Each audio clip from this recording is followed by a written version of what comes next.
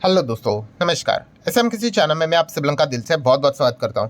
दोस्तों, इस वीडियो में हम लोग बात करने वाले केवल एक ही शेयर के बारे में, बट काफ़ी कुछ आप लोगों को सीखने को मिलेगा।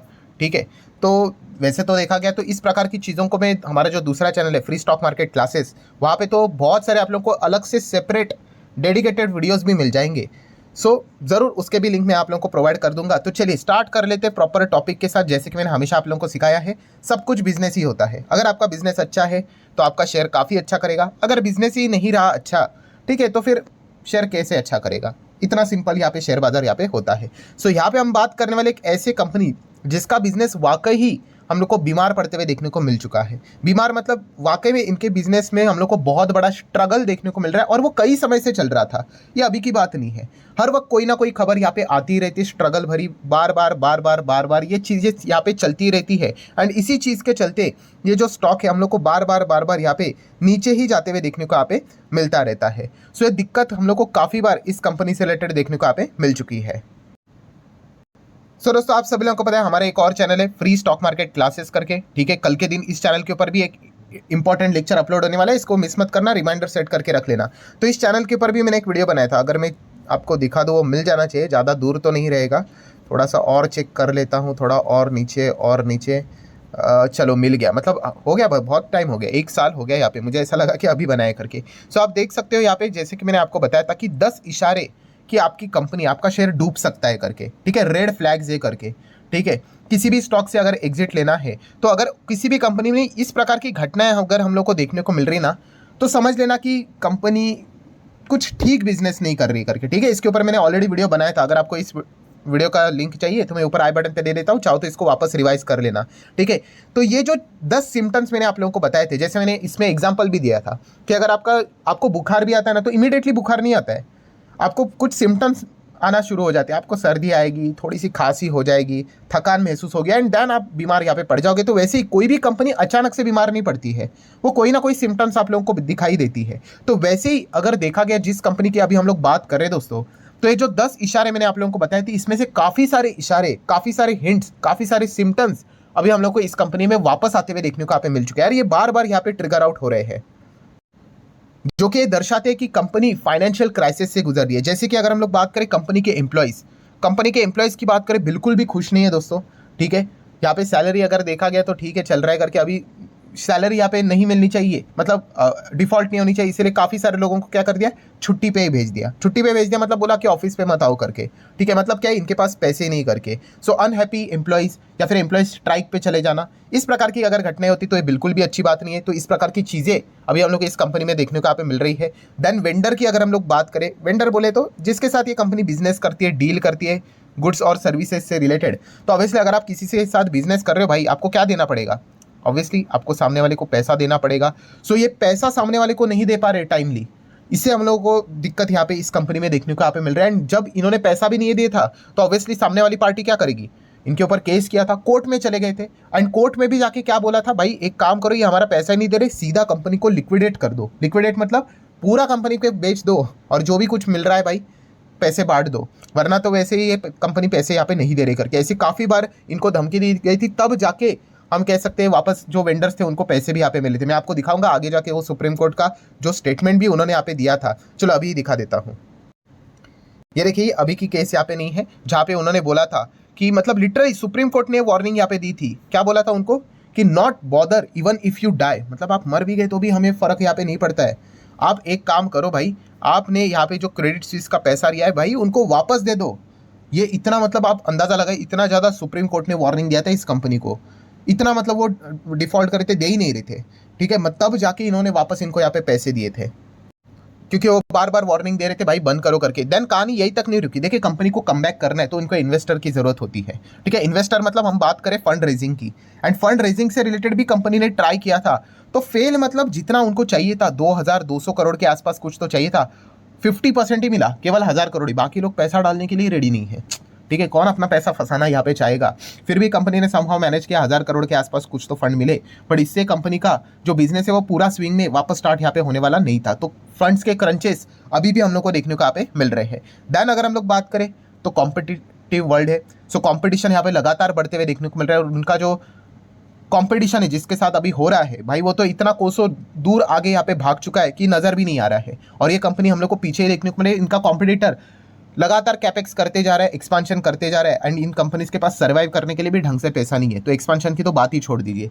सो इतना सब कुछ अगर आप लोग यहाँ पे चीज़ों को जोड़कर देखोगे, इंक्लूडिंग यस, ये एक और पॉइंट रह गया, कौन सा, रेगुलेटरी कंप्लायंसेस या फिर रेगुलेटरी। अगर देखा गया तो हर एक जो बिजनेस होता है, ठीक है, उसका रेगुलेटरी बॉडी होता है, हेड होता है। जैसे मैं बार बार कहता हूँ, शेयर बाजार का हेड कौन है, सेबी, बैंक का आरबीआई, इंश्योरेंस का IRDAI।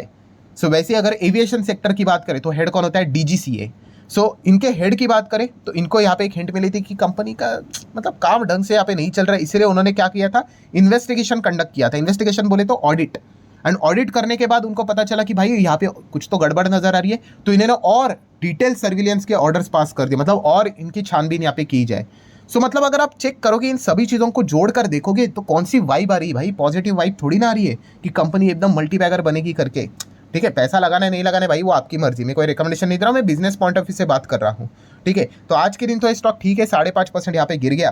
ठीक है, बट अगर आप इनका 5-5 साल का डेटा देखोगे 50% नीचे आता है। ठीक है, अभी इसमें प्रॉब्लम क्या होता है, जो बिगनर होता है, रिटेल इन्वेस्टर होता है, वो क्या करता है, वो बॉटम ही पकड़ेगा, बॉटम पकड़ के लाइन कैलकुलेट करके देखेगा, अरे भाई देखो यहाँ पे डबल बन गया करके। ऐसा नहीं देखना है मेरे भाई, आपको लंबी अवधि की पारी देखनी। मैंने कितनी बार समझा है, अच्छा बिजनेस वो होता है जो अपने हायर हाई को तोड़ के आगे बढ़ता है। हायर हाई हायर हाई, ये टैटू कर लो, ये वाला फॉर्मूला H करके, मतलब हायर हाई को तोड़ के जा रहा है करके।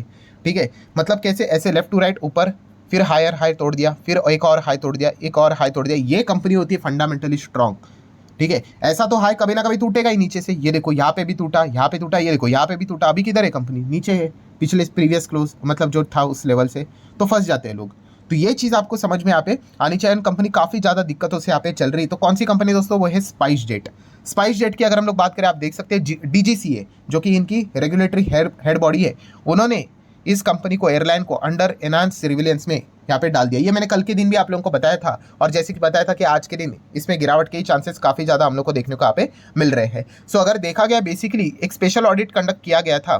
ठीक है, 7 और 8 अगस्त की बात करें, इसमें कुछ सर्टन डेफिशिएंसीज फाउंड हुई ऑडिट के दरमियान, तो इसलिए उन्होंने डिसीजन लिया DGCA ने कि भाई एक काम कर लीजिए कि जो बेसिक ऑडिट यहाँ पे किया है, अभी इसको और ज़्यादा, मतलब स्पेशल ऑडिट किया है, इसको और ज़्यादा डिटेल में यहाँ पे करने की जरूरत है, शायद से कुछ ना कुछ तो यहाँ पे गड़बड़ यहाँ पे मिल सकती है करके। एंड ये अनाउंसमेंट कब हुआ, जब स्पाइस जेट की अगर हम लोग बात करें दोस्तों, दुबई एयरपोर्ट ने रिफ्यूज किया checking passenger over the airlines due. ठीक है, पैसे नहीं दे रहे थे वहाँ पे दुबई एयरपोर्ट से रिलेटेड, तो इसीलिए वहाँ पे उनको मना कर दिया। तो ऑब्वियसली DGCA ने बोला ये क्या चल रहा है भाई, इसका तो ऑडिट करने की बात यहाँ पे बनती है, कुछ तो यहाँ पे ढंग से यहाँ पे चीज़ें नहीं चल रही। 150 एम्प्लॉइज़ को भी हम यहाँ पे कह सकते हैं, आप देख सकते हैं, देखिए spice jet send 150 cabin crew on a leave without pay aimed financial crisis, पैसा ही नहीं है इनके पास। तो अगर हम लोग बात करें, इन सभी चीज़ों को जोड़कर देख ले, जैसे मैं बार बार कह रहा हूँ, कोई पॉजिटिव वाइब यहाँ पे नजर नहीं आ रही है। ठीक है, कंपनी कमबैक करे भाई, मैं चाहता हूँ खुद कमबैक करे। ठीक है, हम थोड़ी ना चाहेंगे कि कोई डूबे करके, कितने लोगों का जॉब इसके ऊपर घर चलता है, बट जो एक पैटर्न हम लोग को देखने को मिल रहा है काफ़ी, मतलब बोलते हैं ना ऐसा, जिसको स्विमिंग नहीं आती और आप उसको गहरे पानी में डाल दो तो कैसे हाथ पैर मारते हैं, वैसा चीज़ हम लोग को देखने को मिल रहा है। ठीक है, तो काफ़ी कठिनाई से ये कंपनी जूझती हुई देखने को मिला है। ऊपर से कंपटीशन, हेवी कंपटीशन, इनका मार्केट शेयर देख सकते हो केवल 3% ही है। डोमेस्टिक पैसेंजर की बात करें तो इंटरनेशनल में देखा गया तो केवल 3.25% का ही मार्केट शेयर है, 2.5% का ही मार्केट शेयर है। एंड ऊपर से एयर इंडिया का कमबैक हम लोग को देखने को मिला, वो एग्रेसिवली आगे बढ़ने की कोशिश करे। आकाशा एयर नई एयरलाइन आ गई, वो यहाँ पे आगे बढ़ते हुए देखने को मिले। इंडिगो तो क्या ही बोले, आप सभी लोगों को पता ही है, इसमें कैपेक्स करते ही जा रहे हैं, इनके पास है उतना पैसा। सो उनके साथ इनको मैच करने को यहाँ पे नहीं हो रहा है, क्योंकि अगर जिंदा रहना है मार्केट में भाई तो आपको बिजनेस करना पड़ेगा। एंड बिजनेस की अगर हम लोग बात करें तो कंपनी के फाइनेंशियल इतने अच्छे नजर नहीं आ रहे।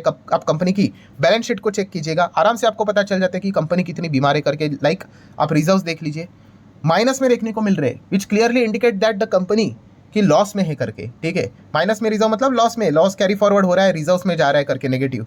कर्जा देखेंगे तो 800 लगातार 300-400 लगातार ये बढ़ते जा रहा है। शॉर्ट टर्म बोरिंग बढ़ती जा रही है। कैश एंड कैश इक्विवेलेंट की बात करें तो ये तो कुछ है ही नहीं, 100-200 के आसपास है। जब इतना कर्जा है तो इतने से कैश से क्या करोगे। छोटी कंपनी, 5,000 करोड़ का ही मार्केट कैप है, बाकी बुक वैल्यू से लेकर जितनी भी चीज़ें सब कुछ माइनस के ही इसमें हम लोग को देखने को मिल रही है।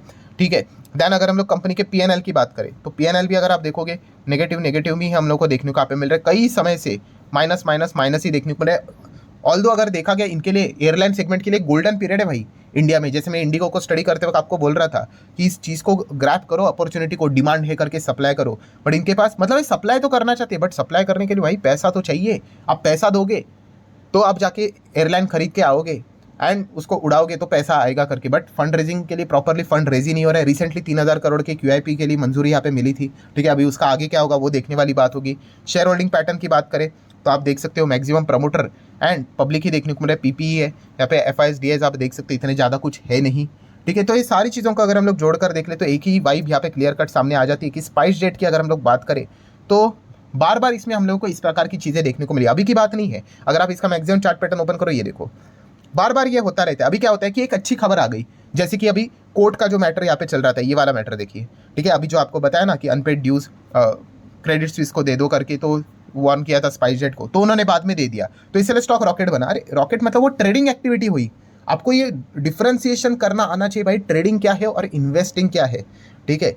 इसमें अगर देखा गया, अभी देखो ये जो ऑडिट चल रहा है उसमें अगर ये बच गए, कोई नई बात हुई, ऑडिट हट गया तो अच्छी बात है, वापस एम्प्लॉय को बुलाया तो अच्छी बात है। बट अगर देखा गया तो ये ट्रेडिंग एक्टिविटी देखने को मिली। इन्वेस्टिंग एक्टिविटी कब बोलेंगे हम लोग? जब कंपनी लगातार बिजनेस अच्छा कर रही है, कंपनी का रेवेन्यू बढ़ रहा है, कंपनी का प्रॉफिट बढ़ रहा है, या फिर कंपनी का लॉस लगातार घट रहा है, तो हमें वो पता चलता है कि हाँ कंपनी अभी अपनी बैलेंस शीट को सुधार सकती है, रिजर्व्स को पॉजिटिव में ला सकती है। तो उस प्रकार की कोई भी इंडिकेशन देखने को यहाँ पे नहीं मिल रहा है। तो एक ऐसा पेशेंट है जिसकी हेल्थ लगातार हम लोग को खराब होते हुए देखने को मिल रही है। बीच में अच्छी खबर आती है, रॉकेट बनता है। रॉकेट बनने के बाद आपको पता ही है, लोग शुरू हो जाते हैं, अरे ये ऐसा है वैसा है, भाग गया। अरे ठीक है भाई, जैसे सारी चीज़ें आ जाएगी वापस गिर जाता है, फिर वापस ऐसा ऐसा ऐसा ऐसा, कितने समय से ऐसी ऐसी चीज़ें यहाँ पे चल रही है। सो देख लेते हैं अभी स्पाइस जेट इसके साथ अभी कैसे टैकल यहाँ पे करता है करके। बार बार अगर देखा गया एक दो महीने में गैप के अंदर अंदर इस प्रकार की नेगेटिविटी की खबरें हम लोग को बार बार देखने को यहाँ पे मिलती रहती है। सो बस मैं इतना ही कहना चाहूँगा, अगर आप स्पाइस जेट में जाने का विचार कर रहे हो तो ये वाला जो वीडियो है, जो मैंने पॉइंट्स आप लोगों को बोले, उसको आप डिटेल में खुद से स्टडी यहाँ पे कर सकते हो। जाने नहीं जाने भाई वो आपकी मर्जी, पैसा आपका है तो डिसीजन भी आप ही का यहाँ पे होना चाहिए। बट यस, इतना हम कह सकते हैं कि वापस इनके ऊपर वो लटकती हुई तलवार यहाँ पे आ चुकी है। Investigation, special audit, extra surveillance, ठीक है, वापस फाइनेंशियल क्राइसिस, पैसा नहीं है देने के लिए, ठीक है। तो ये दिक्कतें हम लोग को देखने को यहाँ पे मिल रही है। देख लेते हैं आगे क्या होता है करके। आशा करते हैं वीडियो हेल्पफुल लगा होगा, तो चाहो तो लाइक एंड शेयर कर सकते हो। मिलते हैं अगले वीडियो, तब तक के लिए बाय।